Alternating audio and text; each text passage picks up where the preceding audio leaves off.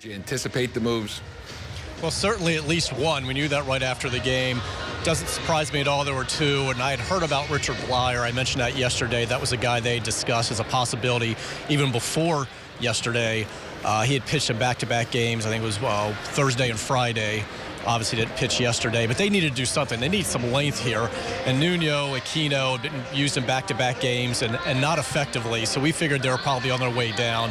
And they needed a lefty to replace at least one of them, so that's where Blyer comes into play, and he's been really good so far. 1 run allowed, no walks, 11 strikeouts. He was on the DL with a hamstring issue, came off it, had those 2 outings.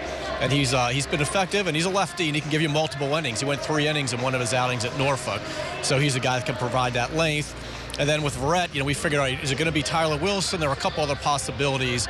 But he's pitched really well lately. I know his overall numbers don't look good, but he's only given up 1 run in his last 4 outings, 6 2/3. Has the major league experience, of course. With the Mets, it's kind of ironic. Both of these guys are in New York today.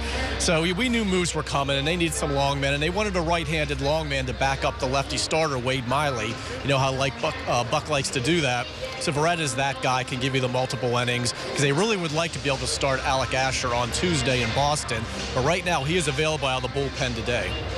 Now, Roch, Kubatko in 4 of his 5 starts has not gotten past the 4th inning. Is there any possibilities that he could be taken out of the rotation? I think it's possible. Buck says it. I consider all possibilities. Now, he is listed as Thursday's starter in Boston. So right now, I think he's safe. He's still in the rotation. But this is what is so frustrating about Ubaldo Jimenez. He gives you the 4 1/3, 4 1/3. Then 7 2/3 scoreless in Cincinnati, and then 3 1/3, 3 1/3. It's just he's not getting it done right now. He's not getting the sink on his pitches that he had in Cincinnati. He was getting a lot of ground balls, and you look at the chart where it lists all the different pitches, the location from yesterday, and it's a pretty chart. It's colorful, and it's got dots all over it, but when you're a pitcher, that's not how you want it to look. He's just way out of the strike zone, and when he was in the zone, he wasn't getting enough movement. He was getting hit. And keep in mind, I had heard last year, and I've reported this, that they were willing to eat that rest of that contract if necessary. They had that approval from up top. They didn't do it, and it's probably a good thing when you look at what he did in August and September, how much he helped them. But now he's in that final year of a contract. I think it's $13.5 million. So if this continues, they would have to maybe make that decision, that hard decision of, do we go ahead and just let him go? I don't know if there's much of a market for him right now trade-wise, but they're not going to go through the season with this kind of inconsistency. And in that final year of the contract, they may have to go ahead and let him go. Otherwise, maybe there is a bullpen assignment, even though I don't think he's extra comfortable there. But they're going to have to do something. They can't run him out there every 5 days and have him struggle. So to say Thursday's outing in Boston is important would be an understatement. He needs a good outing. Roch, Wade Miley starts today. His catcher is going to be Wellington Castillo. Explain why. Yeah, and Buck kept telling us he doesn't believe in personal catchers. He had a guy in New York that always campaigned for, Bob Garrett, actually, and he just didn't believe in that.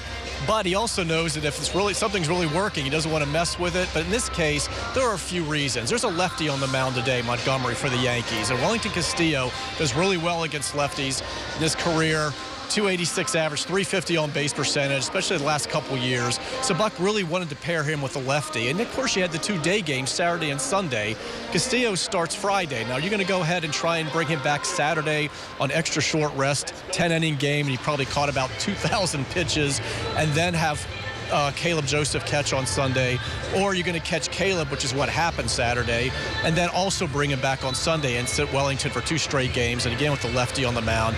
That just wasn't going to work for Buck. So he did really, circumstances have Castillo behind the plate today, but Buck's also stressing, again, he doesn't believe in personal catchers, and it's not like Wade Miley doesn't want Castillo behind the plate, but he has been bonding with Joseph. So if Miley has a bad outing today, I know everybody's going to point to the change behind the plate. So I guess this is a big outing maybe for Wellington as well today for Miley to show that, hey, it doesn't matter who's behind the plate.